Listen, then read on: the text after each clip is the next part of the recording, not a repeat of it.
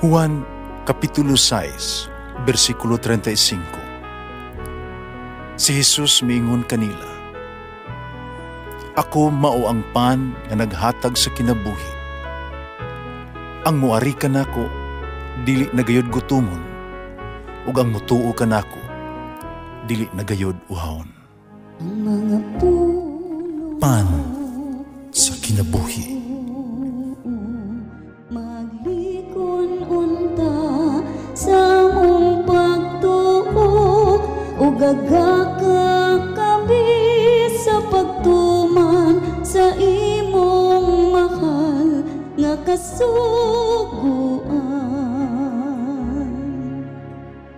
Ginoo manaa kaninyo. Santos nga Ebanghelyo sumala ni San Marcos. Ang mga Saduceo nanuol usab kang Hesus. Dili man sila mutuo sa pagkabanhaw. Ibangutan na nila si Jesus. Ginoo, sa kasulatan, naghatag si Moises nining balaura. Kung may lalaking mamatay, ang nagbilig asawa, apan walay anak, pag-asawon niya ang igsuon sa namatay, aron makahatag og anak sa namatay. Karon napito ka man nagsuong lalaki, ang kagulangan na minyo, panamatay nga walay anak. Pangasawa, si kaduha, ang babae, panamatay usab nga walay anak. Ug gihapon ang hitabo sa katulo. Sa katapusan, ngutana sila, nangamatay silang tanan ng pito mga anak, nga walay anak. Niya namatay usab ang babae. Sa pagkabanhaw na, kang kinsa mang asawa, siyang asawa. Ang pito, nakapangasawa man kaniya. Pitubag si Jesus, tingalig, nasayop mo, nining bahina. Wala ninyo hisabti ang kasulatan ni ang gahom sa Dios. Sa pagkabanhaw na sa mga patay, ang mga lalaki o babae, dili na magminyo ay. Hinunua, may sama sila sa mga anghel sa kalangitan. Kung may tungod sa pagkabanhaw sa mga patay, wala ba mo mamalandong sa basahon ni Moises na naghisgot sa Dios nga miila, misulti pinaagi sa sampinit nga nagdilaab? Di na niya, ako mao ang Diyos ni Abraham, ang Diyos ni Isaac, ang Diyos ni Jacob.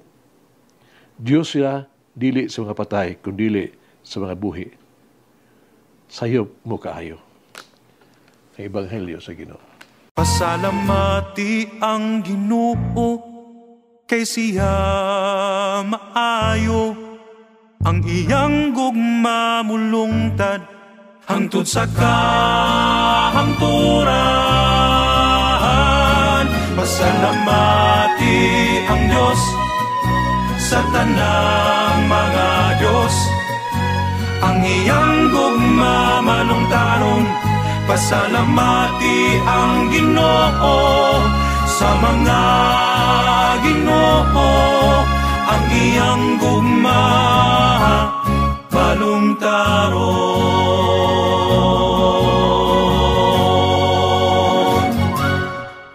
Mga Saduceo,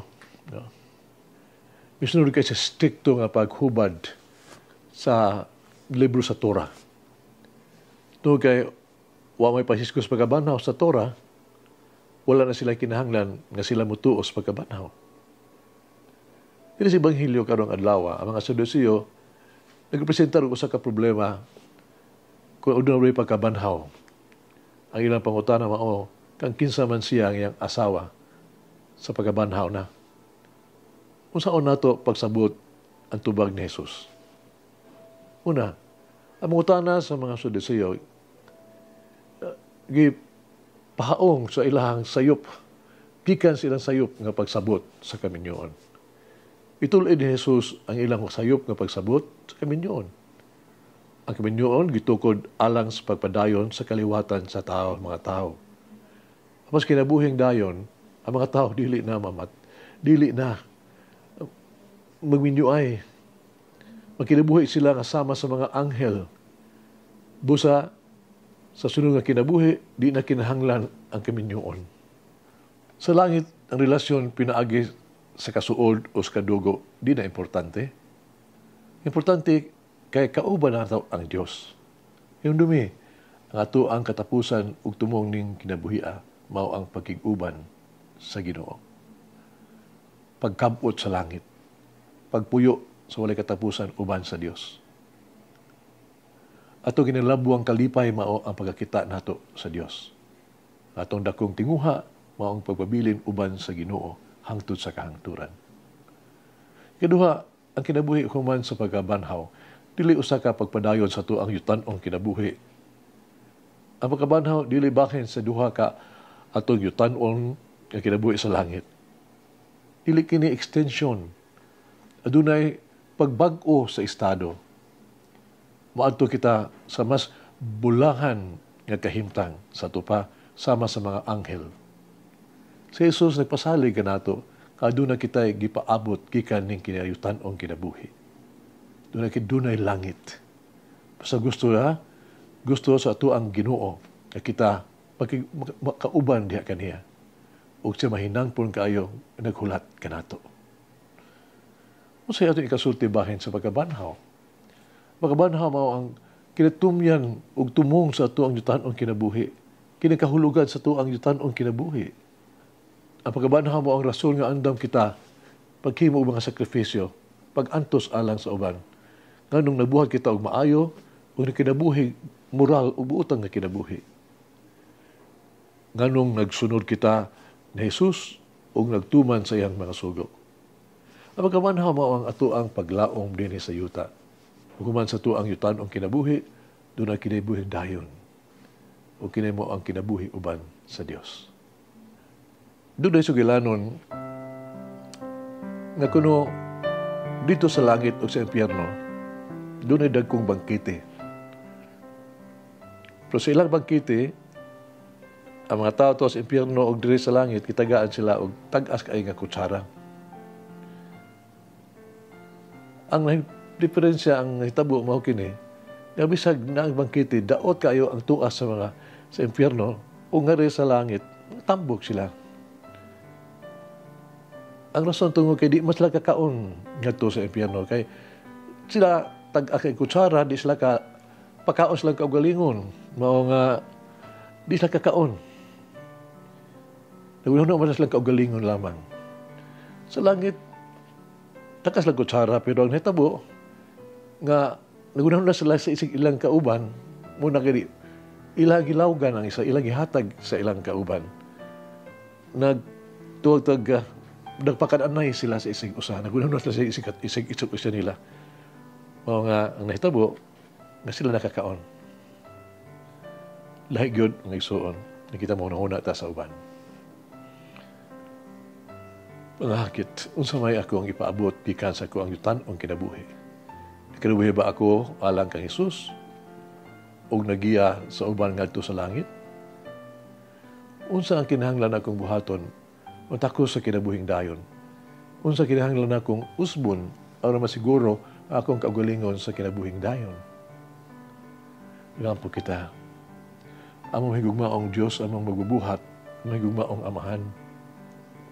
Nangayo ka mo, kami kanimo, ugiya aron amo padayon ang amo ang pamilya nga may makitud-anon ug dili sila mabiyaan uban sa bug-os nga responsibilidad ug dili sila kapasagdan.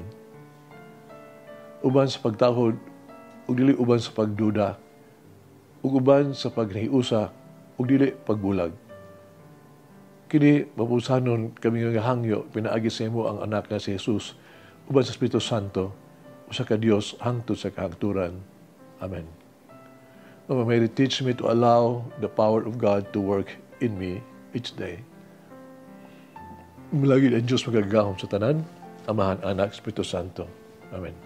May the Lord of the divine mercy bless us all, heal us from all diseases and suffering.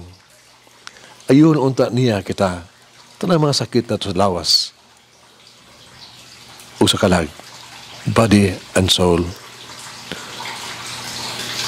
In the name of the Father, the Son, and of the Holy Spirit. Jesus, I trust in you.